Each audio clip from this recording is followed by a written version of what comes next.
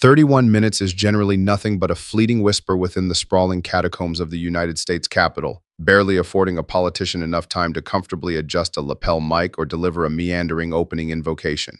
Yet on this particular morning, beneath the unforgiving glare of a dozen synchronized broadcast lenses, 31 minutes encapsulated the entire excruciating lifespan of Representative Ilhan Omar's meticulously premeditated political assassination attempt before it spectacularly collapsed into a broadcasted spectacle of absolute ruin. She had marched into the cavernous, mahogany-lined congressional hearing room armed with a singular politically lethal mandate, the categorical televised obliteration of Ben Shapiro. She possessed zero intention of engaging in a civilized dialectic. She was there to orchestrate a public execution, scarcely waiting for the committee chairman to formally register the witness's presence into the permanent ledger. Omar unleashed her blistering inaugural offensive, pitching her torso aggressively forward over the elevated wooden dais. She extended her index finger like a drawn bayonet and shattered the room's pristine acoustics with a shrill, venomous cadence that perceptibly vibrated the sensitive audio equipment. She immediately branded the seated witness as a virulent Islamophobe, a relentless architect of hatred, and a clear, present danger to the democratic fabric of the nation. Barking with unmasked contempt, she demanded his summary ejection from the sacred legislative chambers, sneering into the hot microphone that the man sitting across from her was a toxic peddler of propaganda whose mere presence desecrated the anti-hate mandate the committee was convened to uphold. Directly across the polished mahogany divide, absorbing this torrential hurricane of performative partisan fury, sat Ben Shapiro in a state of preternatural immobility. He was not frozen by the sheer hostility of the environment. Rather, he was anchored by a terrifying predatory discipline, the exact stillness exhibited by a seasoned litigator patiently waiting for hostile counsel to blindly stumble into an inescapable snare. He arrived completely unburdened by standard Washington accoutrements. There were no panicked aides hovering over his shoulder, no towering stacks of opposition research, and no glowing digital tablets. His entire arsenal was elegantly reduced to a sharply tailored dark suit, a solitary ballpoint pen, and a cryptic, unseen photograph resting face down upon the witness table. Radiating the impenetrable endurance of a public figure who had systematically metabolized a decade of the internet's most unimaginably violent vitriol, he offered no physical reaction. He merely sat in the suffocating tension, waiting with the cold, calculating patience of an executioner for the sharp crack of the chairman's wooden gavel to legally grant him the floor. When the atmospheric pressure finally broke and the floor was relinquished to him, the commentator, globally notorious for his blistering machine gun articulation, executed the absolute last maneuver anyone in that densely packed room anticipated. He drastically decelerated. He throttled the tempo of his delivery down to a glacial, deliberate, and agonizingly precise crawl. His voice sank into a chillingly composed quiet that instantly neutralized the chaotic echoes of Omar's theatrical screaming, politely noting how much he loathed interrupting such a spectacularly rehearsed act. In one masterful pivot, he incinerated the cheap political theater and smothered the chamber in a dark, inescapable reality. He established immediately that he had not traversed the country to trade petty partisan insults. He sat before the congressional body bearing the grim distinction of being the Anti-Defamation League's premier target for online anti-Semitic extremism within the United States. The performative smirks instantly evaporated from the faces of the presiding lawmakers as Shapiro began to methodically unspool the sheer suffocating volume of visceral hatred directed daily at his own bloodline. He recited the paralyzing metrics with clinical detachment, documenting 37,000 uniquely vicious threats directed at him in a single year.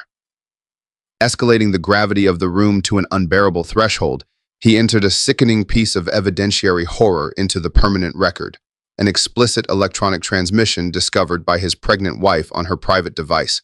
The message contained a flawlessly manipulated image of his innocent 3-year-old daughter digitally superimposed into the center of a Nazi gas chamber, surrounded by emaciated corpses, accompanied by a nauseating promise that this was the exact destination where his family inherently belonged. Gently reaching up to touch his kippah, he made his existential stance forcefully clear to the silent room. He affirmed with unyielding boldness that he wore the garment every single day as a deliberate point of absolute defiance, declaring his open and unashamed identity as a Jewish man. He painted a grim portrait of the modern American landscape, outlining a societal reality so deeply diseased by radical hatred that his elementary-age children could not safely learn the basic alphabet without the perpetual presence of heavily armed tactical security details. Yet the chamber remained completely oblivious to the fact that this horrifying exposition was merely the preamble, and the true methodical evisceration of Representative Ilhan Omar was only just commencing. Allowing a heavy blanket of silence to fully settle over the paralyzed room, Shapiro seamlessly transitioned into reciting his career milestones to construct an impenetrable baseline of intellectual credibility. He recounted how he secured the title of the youngest nationally syndicated political columnist at 17, completed his undergraduate studies at UCLA at 20, and graduated from Harvard Law School by 23. He documented his authorship of 16 books and the founding of a media enterprise commanding a valuation north of $200 million. However, he instantly pivoted to illuminate the sinister shadow that relentlessly trailed his immense achievements, pointing out that the most frequent response to his work was never a sophisticated critique of his underlying logic. Instead, the most common counter-argument he received was a swastika violently delivered to his private inbox, a detailed death threat specifically naming his wife, or a vile slur targeting his young children. His eyes, burning with cold intent, slowly tracked across the elevated arc of assembled politicians and ultimately locked onto Representative Omar with the devastating precision of a guided munition. He noted with booming conviction that he was summoned to testify regarding the explosive surge of anti-Semitism permeating the public sphere, acknowledging he could easily fulfill conventional expectations by citing federal statistics demonstrating a 37% spike in hate crimes or cataloging the endless string of desecrated synagogues. He let the standard trajectory of a congressional testimony hang in the heavy air before completely bypassing it, proclaiming that he would absolutely not be engaging in that predictable exercise. Sharpening his tone to cut through the room like a freshly honed scalpel, he announced his intention to address a far more insidious manifestation of the hatred in question. He stated he was there to expose what occurs when the most ancient bigotry in Western civilization does not originate from basement-dwelling white supremacists or unhinged lone wolves, but emanates directly from the polished floor of the United States House of Representatives, originating from a duly elected official who had sworn a sacred oath to protect every single American citizen. Staring directly into Omar's widening eyes, Shapiro radiated the icy, detached calculus of a veteran medical professional, charting a complex fatal incision prior to making the first slice into flesh. He declared to the room that he wished to focus the entirety of his testimony exclusively on the sitting representative from Minnesota. Omar shifted with visible unease in her oversized leather chair, swiftly swatting away her chief political strategist, who had leaned in to whisper panicked damage control directives. She adopted the haughty posture of a seasoned lawmaker, entirely convinced that the conservative commentator before her was fundamentally beneath her notice. Leaning aggressively into the hot microphone, she goaded him to bring it on, flashing a smug, dismissive grin toward her supportive gallery audience, drawing a scattering of nervous chuckles and a high-pitched yell of encouragement from a lone fanatic in the back row. Sensing the immediate impending detonation, the committee chairman brought his solid oak gavel down in a single strike to mandate absolute quiet. Shapiro offered no reciprocal grin and displayed zero emotional response to her juvenile taunt. Instead, he purposefully grasped his solitary ballpoint pen and commenced his ruthless oratorical surgery. He transported the chamber back to 2012, meticulously quoting a social media broadcast she had published, reciting her exact words that Israel had hypnotized the world, followed by a plea for the divine to awaken the masses to see the alleged evil doings of the Jewish state. He allowed the heavily charged words to linger and rot in the silent air like a noxious gas before seizing upon the specific phrase, hypnotize the globe, systematically dissecting its blood-soaked lineage. He outlined the lethal origins of the stereotype, explaining that the concept of Jewish people wielding supernatural abilities to manipulate the non-Jewish world dated back centuries to the medieval blood libel. He established that this exact ideological poison formed the undeniable foundation of the Protocols of the Elders of Zion, the most notorious anti-Semitic hoax ever manufactured, which alleged a secret Jewish cabal actively controlling global affairs.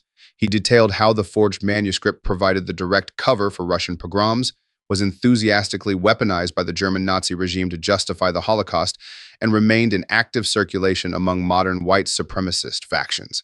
Most damningly, he noted its direct citation within the foundational charter of Hamas, allowing the immense gravity of that terrorist connection to violently drape over the paralyzed lawmakers. He rattled off the ancient paranoias with an inescapable rhythm, concluding the historical lesson by branding her statement as the exact same charge, merely repackaged for a different era. Instantly recognizing the catastrophic damage, Omar pitched violently toward her microphone, her initial smugness completely evaporating. She forcefully attempted to interject, asserting loudly that she had already issued a formal apology for that specific message, but Shapiro cut through her defense with fluid speed, offering a sharp nod that completely derailed her rhetorical momentum. He agreed that she had indeed said she was sorry, but immediately attached the devastating contextual timeline, noting the apology miraculously surfaced a full 7 years following the original publication. He highlighted that this sudden crisis of conscience only materialized after she had successfully secured a highly coveted congressional seat and was formally seated on the influential House Foreign Affairs panel. He shredded her carefully constructed justification with cold political reasoning, stating that her contrition did not stem from genuine enlightenment, but magically materialized only when the political liability of remaining silent heavily outweighed the temporary embarrassment of walking the statement back. Without losing a single beat, practically cohabitating with her precise statements, he transitioned the timeline effortlessly to February 2019. He reminded the room that when questioned publicly regarding legislative backing for Israel, she posted a response stating it was all about the Benjamins, baby.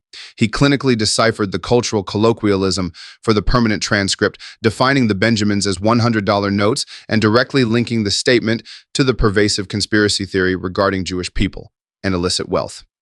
He underscored the sociopathic malice of the message by noting she had actively chosen to append a musical note graphic to the post, utilizing a digital emoji to attach a casual tone to an anti-Semitic slur.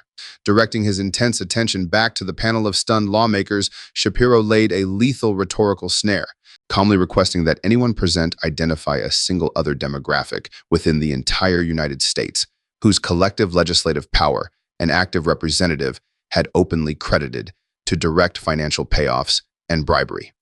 He dared the quiet chamber to provide just one example, assuring them there was no rush as 10 agonizing seconds ticked by in total, unbroken stillness. Slicing through the unbearable silence, he responded on their behalf, stating they were entirely unable to answer because the double standard was so blindingly obvious. He asserted that if a conservative lawmaker had ever dared to post that black political sway in Washington was singularly driven by cash and bribery, that representative would be summarily expelled from the House in a matter of days. He described the immediate justified fallout, a formal censure resolution drafted by midday, a scathing condemnation released by the NAACP before lunch, and a 72-hour special segment hosted by CNN demanding immediate resignations. Yet he contrasted this hypothetical with the depressing reality of the current political environment, noting that when the exact same dynamics involved Jewish political clout and cash, the absolute most ancient anti-Semitic trope in the Western world, Omar merely received a mild reprimand from her colleagues, ultimately allowing her to retain her immense legislative power without any genuine consequence. Omar's hands visibly lost all pigmentation as she clutched the base of her microphone with a burning, desperate fury, recklessly retorting that AIPAC drops millions of dollars purchasing lawmakers.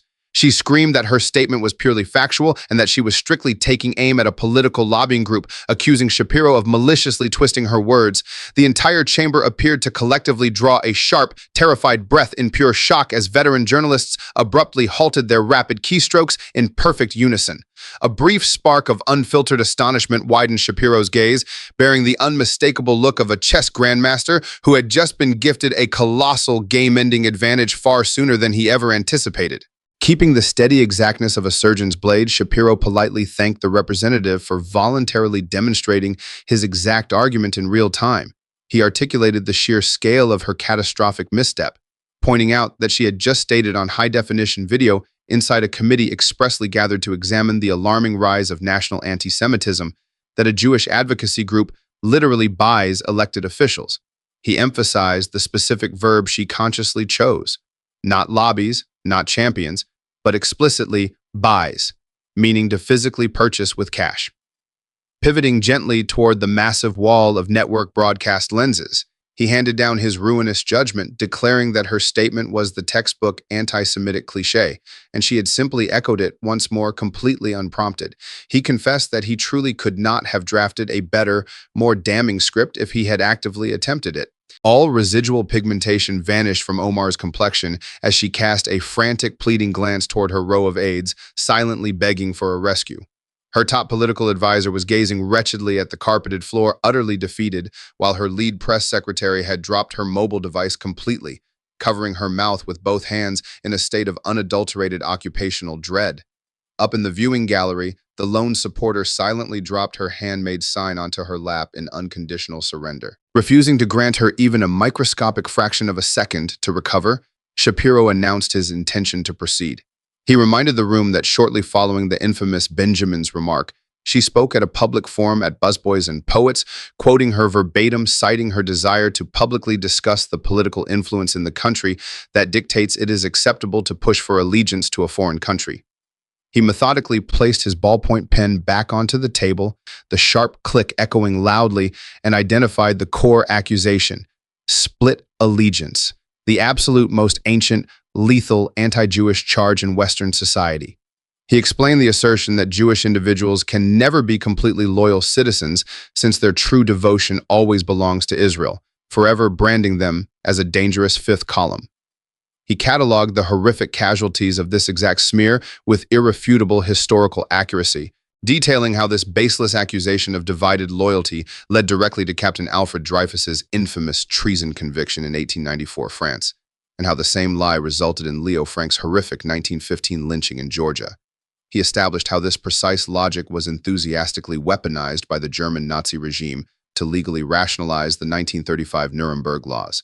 Hesitating to permit the grim legacy to fully reverberate, he drastically lowered his tone, marveling at the grotesque reality that in 2019, an active United States representative took a highly publicized platform to explicitly cast doubt on whether pro-Israel Americans harbored secret devotion to an outside nation. He surgically exposed the utter emptiness of her alleged remorse, pointing out that her highly publicized apology was barely 21 days old when she returned right back to the exact same rhetoric.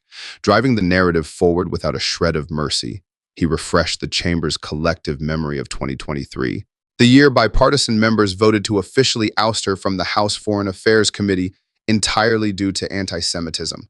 Omar started frantically throwing her head from side to side, her body language betraying immense panic, sputtering in defense that she was merely referring to advocacy. Shapiro flawlessly snapped the rhetorical snare tightly closed, stating that this was her inescapable refrain, pointing out that whenever she frantically tried to dig herself out of the political hole, she merely repeated the slur.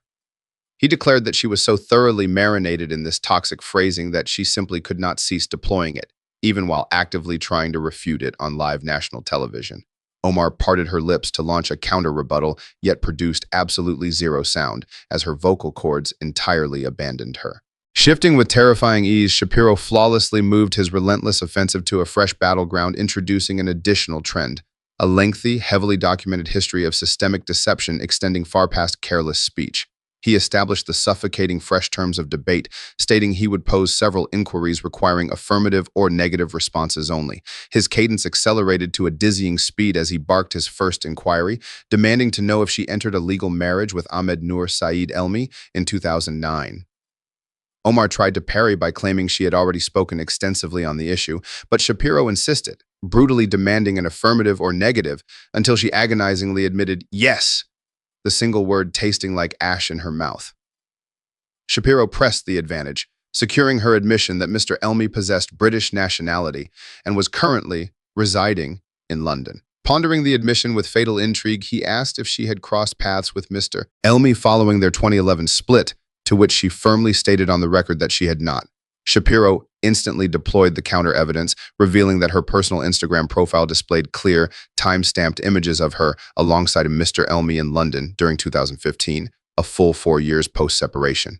Omar's attorney desperately murmured urgent legal advice into her ear, but she violently pushed him aside, claiming the pictures demonstrated zero regarding her marital status. Dancing cleanly around her flailing strikes, Shapiro parried that he never claimed they proved a thing, merely requesting an explanation for the glaring discrepancy between her sworn statement of no contact since 2011 and the photographic evidence from 2015, demanding to know which assertion was a blatant lie. She objected faintly, claiming his questioning constituted abuse, but Shapiro dismissed her plea and ruthlessly kept up his punishing rhythm. He immediately pivoted to her taxes, asking if she submitted combined federal tax filings alongside Ahmed Hirsi during 2014 and 2015. Desperation leaking into her tone, she barked that it was a partisan trap. Shapiro calmly amended that it was a simple binary question of established legal fact, detailing the Minnesota Campaign Finance Board's conclusion. She fraudulently claimed married status with the completely incorrect individual on joint federal documents. He drove the crushing reality deep, emphasizing it was an official ruling that penalized her and mandated a reimbursement for infractions involving the utilization of donor money to illegally hire attorneys to amend those exact same fraudulent tax filings. Proceeding to forcefully twist the psychological screws, he reminded the room that when the Star Tribune probed her highly suspicious marital background, she actively declined to hand over her tax filings or share her immigration paperwork, asking if that was how blameless, innocent individuals behave. Abandoning all congressional decorum, Omar fiercely slammed her bare hand onto the wooden platform, screaming that the line of questioning was pure racism and accusing him of being a bigot targeting a woman of color. Completely untroubled by her theatrical eruption, Shapiro responded that federal revenue codes are inherently not prejudiced, citing Title 26, Section 613 of the U.S. Code. He stated that labeling him a bigot altered absolutely nothing about the mathematical reality of her fraud. It simply proved her complete inability to address the factual inquiry. Panicking, acutely aware she was drowning on national television, she swiveled toward the committee leader, begging the chairman to stop the harassment. The presiding officer gazed down at her, utterly indifferent to her begging, proclaiming with commanding tranquility that the testifier retained his speaking privileges and her chance for a formal rebuttal would come. She bellowed that it was absolutely unacceptable, but the chairman's heavy timber mallet struck the block with total authority, commanding the witness to proceed. Beaten, Omar collapsed back into her thick leather chair, her fingers shaking noticeably with the profound shuddering of a powerful person recognizing their catastrophic loss of command. Shapiro took no break to enjoy the victory. His velocity was constantly accelerating, swiftly locking into the unmistakable cadence that propelled him relentlessly forward. He transitioned his barrage to her present spouse, Tim Minette, noting she wed him in 2020 following the highly publicized collapse of both their prior unions under undeniable rumors of infidelity. Forcefully snatching up his pen, using the crisp snap of its lid to musically emphasize each catastrophic statistic, he detailed how her political fund routed roughly $2.8 million to his firm, the E Street Group, equating to nearly half of her entire electoral budget. Snap. He highlighted one period where a full 70% of her political disbursements flowed directly to her spouse. Snap. He recounted how, following immense media backlash, she severed official ties with the group, and suddenly those identical deliverables ran $1.8 million cheaper via alternative vendors. Snap. Assuring the spellbound audience that the plot thickened, he detailed her spouse's peripheral businesses, citing her mandatory asset filings which priced a vineyard and investment group at $51,000 in 2023, only to skyrocket to an estimated $30 million a single 12-month cycle later. Scanning the perfectly quiet hearing space, his logic pristine, he quipped that mid-tier vineyards do not skyrocket in value by 60,000% annually, joking that if they did, Northern California's wine country would replace the New York Stock Exchange. He then detailed a massive fraud lawsuit against her partner's business and revealed that her spouse's entity saw its capital completely locked down by OFAC, the elite federal bureau tracking monetary exchanges linked to terror networks and global embargoes. Systematically placing his writing instrument onto the desk, recapping the massive mountain of accusations with surgical precision, he dropped his most renowned, lethal motto like an electoral funeral bell. Snap. Truths hold absolutely no regard for your emotions, representative. And this is the truth. Without warning, Shapiro's trademark rapid-fire tempo shifted entirely, drastically downshifting from a hostile sprint into a measured, ominous stroll. In the heavy stillness that immediately trailed the snapping pen, the whole chamber physically tilted forward in suspense. He offered quietly to shift the topic to children, specifically the youths within her jurisdiction who were meant to be fed. He commenced recounting the dreadful data with the icy exactness of a veteran federal litigator presenting a sprawling criminal racketeering case, introducing Feeding Our Future, a charity based in Minnesota's 5th Congressional District. He allowed the ultimate treachery to penetrate the room, revealing federal authorities alleged they siphoned over $250 million allocated by Congress to ensure students did not starve during the COVID-19 lockdown. He stressed the staggering brazenness of the heist, featuring forged sign-in logs with fabricated identities and phantom children, revealing the most sickening detail. 3 pennies from every dollar purchased actual meals, while the other 97 cents funded high-end luxury vehicles and properties spanning Turkey and Kenya.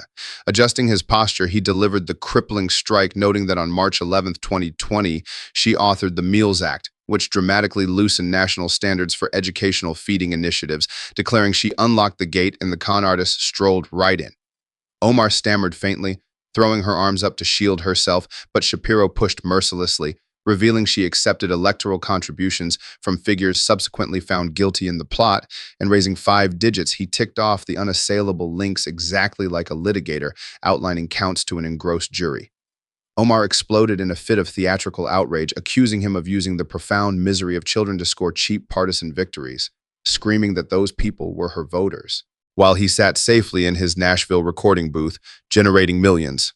Shapiro's response cut through her dramatic fit with the terrifying smoothness of a scalpel, demanding lower volume and sharper point, reminding her that $250 million was stolen, 3 pennies per dollar bought meals, the remainder resides in Istanbul, and a portion may have funneled to Al-Shabaab. Yet she answered absolutely not when pressed if she regretted the statute that enabled it. Omar merely glared at him, her jaw hanging slack in a frantic struggle for oxygen, completely powerless to construct a retort as zero sound emerged from her throat. Shapiro reminded her she charged American Jews with holding loyalty to a separate nation in 2019, implying split loyalty. For the initial time across the whole proceeding, he extended a hand and retrieved a lone piece of paper, revealing a verbatim record of an address she delivered in January 2024 at a Minneapolis gathering, conversing in Somali to a crowd of Somali Americans.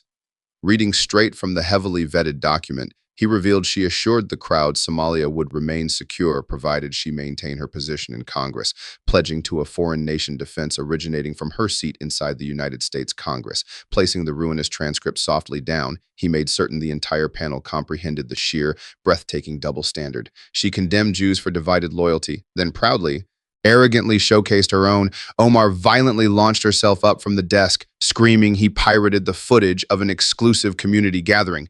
But Shapiro corrected her fluidly, stating it was released by her own political team on her official campaign channel, completely public. She claimed the interpretation was a malicious misinterpretation, but he instantly drowned her beneath a mountain of confirmed proof, citing Reuters, Fox News, and the Star Tribune, all independently verifying the translation. He smoothly pointed toward the hot microphone, challenging her to offer her own translation right there on broadcast, initiating a count of the agonizing seconds. The suffocating stillness dragged on endlessly as she stayed completely immobilized, hopelessly pinned inside the massive void separating what she frantically wanted to articulate from what she understood she could not say without worsening the catastrophe immensely. Her tone cracked in utter panic, screaming it was a targeted persecution attempting to muzzle her. Shapiro answered that he was not muzzling her, he was repeating her, attempting to force her to hear herself, permitting the longest, most oppressive silence of the entire session to blanket the space. He pronounced with calm, ruinous closure that she indicted his community for the exact behavior she was actively engaged in, finishing by stating the term, "for that is projection." Overpowered and thoroughly broken, Omar hurriedly started fiercely snatching up her scattered pages, plotting to flee the hearing completely, but halted when the presiding officer warned that, should she exit, the official transcript would note her departure mid-testimony. She slowly, reluctantly, drifted back to her chair, collapsing downward as Shapiro observed her taking her seat with icy aloofness, announcing he had one more thing. Ultimately grasping the lone picture that had been sitting face down on his table from the very start of the punishing session, he gently flipped it face up, elevating it solely, purposefully, for Ilhan Omar's eyes. It depicted a gentle, beautiful domestic scene. His family gathered around their Shabbat table, participating in a holy ritual they had fiercely guarded and observed every Friday evening for 3 millennia. His tone decelerated to a theatrical pace, replacing his rapid-fire rhythm with genuine vulnerability, detailing how in 2016, an individual grabbed a photo of his eldest girl, then three, and digitally altered her into a gas chamber, sending the explicit message to their private residence where it was discovered by his pregnant wife. The chamber was plunged into a quiet so unbelievably deep that the faint drone of the facility's climate control system turned audible. Then, the impossible happened.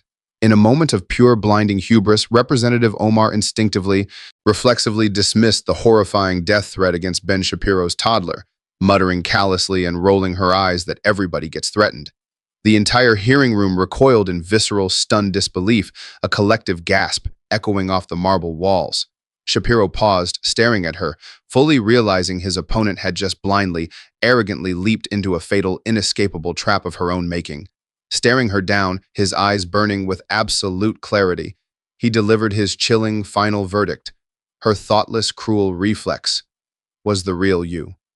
Rising to his feet, Shapiro unleashed a devastating, apocalyptic barrage of her past controversies, weaving every thread of deceit, fraud, and bigotry into a single undeniable tapestry, ultimately declaring that the anti-Semitism he came to Washington to testify about wasn't abstract. It was sitting merely 10 feet away. As the paralyzed chamber went into immediate emergency recess to stop the bleeding, the brutal 7-second exchange detonated across the internet, racking up 50 million views in a staggering 48 hours and becoming the #1 global trend. While a disgraced Omar froze before her own collapsing livestream, unable to formulate a single sentence, Shapiro coldly opened his next massive broadcast by thanking her for the live demonstration before effortlessly moving on. The political fallout was swift and absolute. While media networks frantically debated the optics and lifelong political allies quietly backed away, Omar faced a barrage of unprecedented institutional backlash, federal subpoenas targeting her complex financial network, her campaign funds evaporating overnight, and formidable primary rivals seizing the massive momentum. As global shockwaves amplified her past controversies to tens of millions of new viewers, a fleeing Omar vanished into an unprecedented 72-hour public blackout, ultimately surfacing with only a hollow text-based deflection, while in stark contrast, Shapiro strolled out the Capitol's massive main doors, casually leaving her political fate to the merciless voters before returning to his massive broadcast to deliver one final icy blow. The surgeon had finished his grueling work, cleaned his instruments, and simply moved on, leaving a cliffhanger that practically demanded the audience eagerly anticipate whatever brutal political dissection was coming next.